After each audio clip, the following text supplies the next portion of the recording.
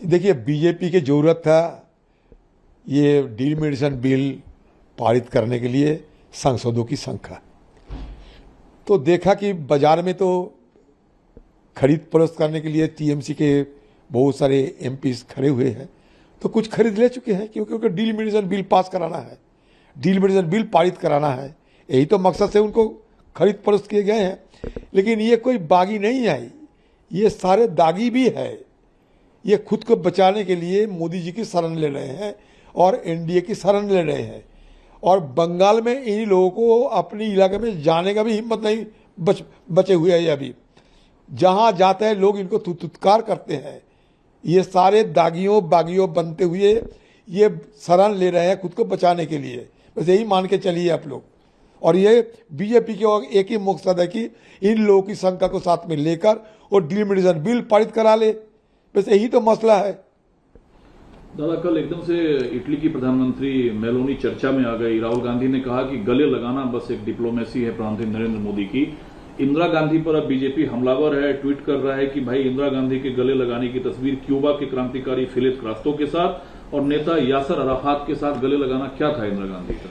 देखिए, हमारे देश की तरफ से डिप्लोमेसी की हर एक किस्म के तरीका होते हैं, तो किया किसी ने। जब इंदिरा गांधी जी पैलेस्टाइन की यासर अराफात से था, इंदिरा गांधी जी की भाई और बहन की रिश्ता थे, ये रिश्ता मान के चलिए। लेकिन ये तो क्या हो रहा है इटली के साथ, सारे देश देख रहे हैं, हंसी मजाक किए जा रहे हैं। ऐसा तो पहले कभी हुआ नहीं ना, मेलोडी से मेलोडी ऐसा तो कभी हुआ नहीं था पहले। तो ये हंसी मजाक की मसला बन चुके हैं।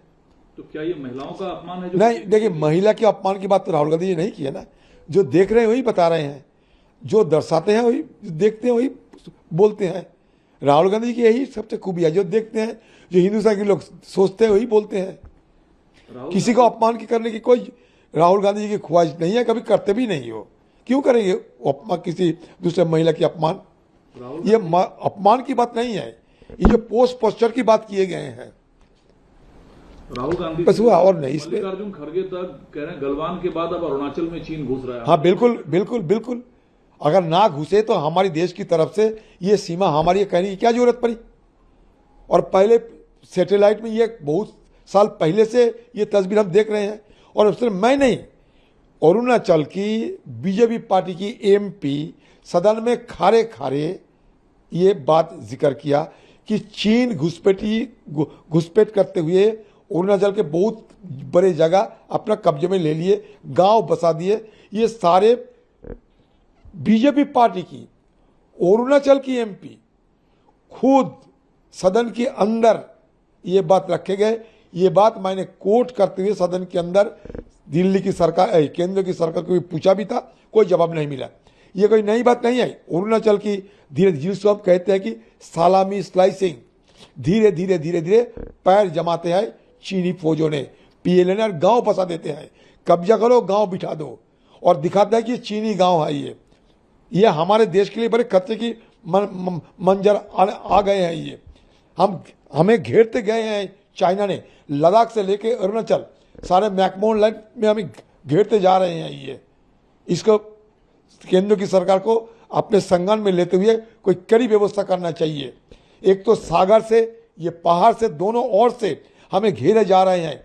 बगल में बांग्लादेश, वहाँ भी चाइनीज पेड़ जमा रहे हैं। मैं देश की प्रधानमंत्री को और देश की सारे सरकार को मैं चेतावनी दे रहे हैं कि चीनी की बुरी हरकत को देखते हुए आप सतर्क हो और अपनी तरफ से और सुरक्षा के इंतजाम की मतलब तवज्जो दिया जाए, यही मेरा मांग रहेगी। एक सर छोटा सा बोले, डू यू थिंक सरकार कॉन्फिडेंस खो चुकी है जनता की नजर में? हाउस वॉश आउट हो गया। राहुल गांधी कह रहे हैं कि आपकी विदेश नीति फेल है, भारत की जगह पाकिस्तान ने ले लिया ईरान प्रकरण में।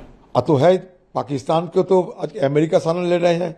पाकिस्तान, सऊदी, तुर्की में गठबंधन हो गए हैं, इस्लामिक नेटो भी बन गए हैं। और एक पाकिस्तान जिसके मतलब military chief of the army साहब मुनीर, वो जाके अमेरिका में ट्रम्प के साथ भोजन भी कर रहे हैं। अभी वो तो दबदबा बढ़ा रहे हैं ना। अब वो मतलब मध्यस्थता कर रहे हैं ईरान अमेरिका के बीच, तो उसका तो कद बढ़ रहे हैं, ये तो हम देख ही रहे हैं। लेकिन वो अलग बात है। हमारी बात यह है कि हमारे देश की छवि सारे दुनिया में वो ताकतवर नहीं दिख पाते हैं, जिसका ये सरकार बार बार जिक्र करते रहते हैं। विश्व गुरु के हाल आप खुद देखते रहो। विश्व गुरु अब विश्व गुरु नहीं बचाए, और ये हिंदुस्तान के लोग को पता चल गए। विश्व गुरु देश के अंदर ईडी सीबीआई को लेकर दादागिरी कर सकते, लेकिन बाहर नहीं।